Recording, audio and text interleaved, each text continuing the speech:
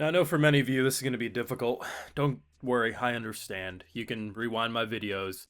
You know, when I admitted Liz was actually way more complex and a really interesting character, in fact, I said she was a tragic character.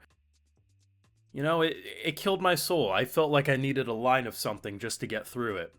So I understand where some of you probably are at right now, but it's okay. It's alright to admit that you were wrong, and you owe this fictional character an apology. I walked in 50-50 on if they would go the route of Liz being behind the brainwashing. But as I said last week, even if she was, it wouldn't take away from what came before, because she legitimately had an interesting arc of someone who was a self-insert MC that everything was designed to always go according to plan because that's how these video games operate, to evolving into a character who recognizes and is confused when people are pushing back against her. If during her whatever happened with that book accidentally did something or did it on purpose, you know, it'd be interesting there. Turns out no. No one was right. People had me going too. I thought some people read the source material and spoiled me because when they started talking about Grandpa Will, I was like, that seems interesting. Duke did it himself. He wasn't brainwashed.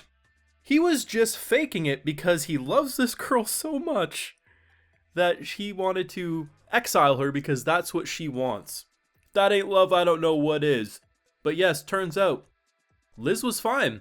And as I was saying last week, the thing about this show's production is you can nitpick and you can criticize aspects of the art and animation, but the one thing you can't is facial animation. When a character's face is up close to the camera, you can... The reason I've been so supportive of Liz, despite being one of her #1 haters early into this show, was that her face gave away her true intentions. When characters were no longer looking at her, you saw her heart break in real time. That wasn't someone who was waiting for a moment to stab people in the back. Her VA, one of the best VA performances of the season, constantly got it across. So when she apologized to Alicia last week, it felt genuine. Now, studying a book of magic could cause ruckuses, I admit that. But no, yeah, she's fine. I'm sure the diehard haters will still remain to be diehard haters, and to be honest, I kind of respect it in a way because don't get it twisted, I'm a diehard hater in irrational ways sometimes too, so I get it. But as someone who's truly grown to love Liz's character beyond just I felt bad for her, but now I legitimately enjoy her character just because it's so interesting what they did for a self-insert MC turned into a person. Give me a season 2, man. If not, I could leave it here. I love how my boy got the most romantic kiss in, only for her to Uno reverse it and be like, be a good boy and wait for me. And I'm like, oh my god. Season 2 when? Full live reactions over on Patreon if you want to see my mind break in real time. Over there exclusively. So, that was a good...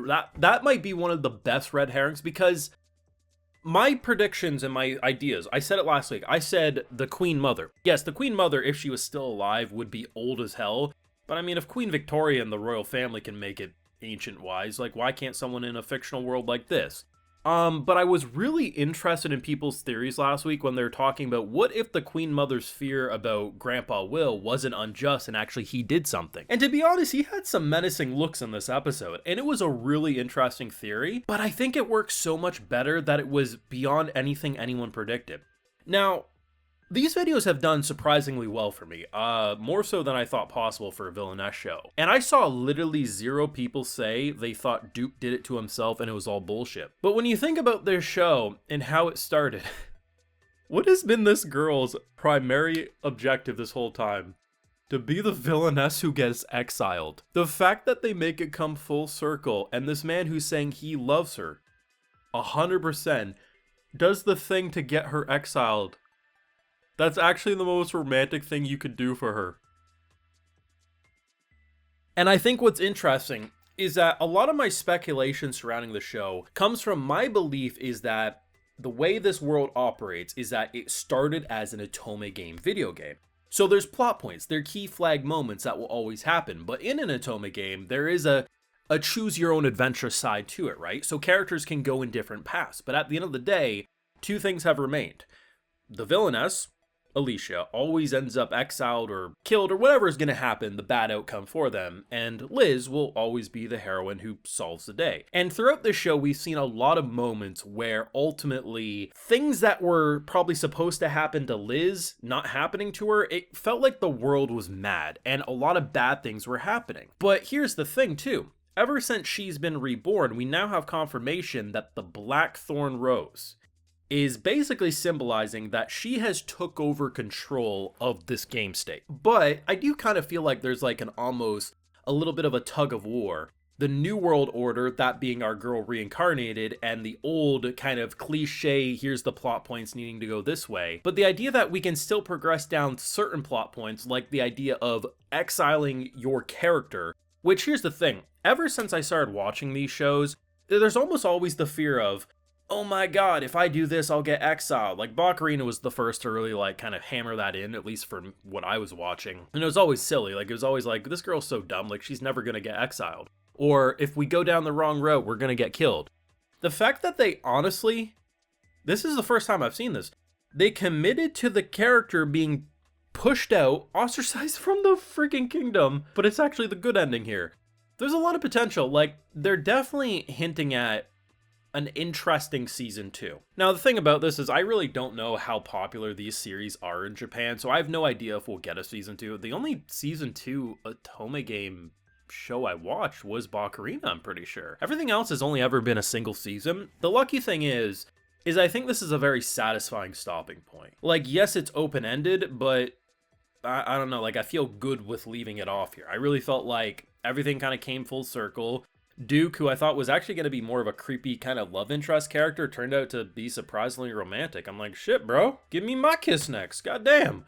Just, I don't know, I liked it. And Liz is legitimately one of the best characters I've seen all year. And this isn't some, like, you know, the memeing of like, oh my god, we're brainwashed because we're complimenting. No, I truly think it's so fascinating. Because I guess the way I look at anime and stories is different than maybe your average viewer, so maybe that's why I enjoyed it more.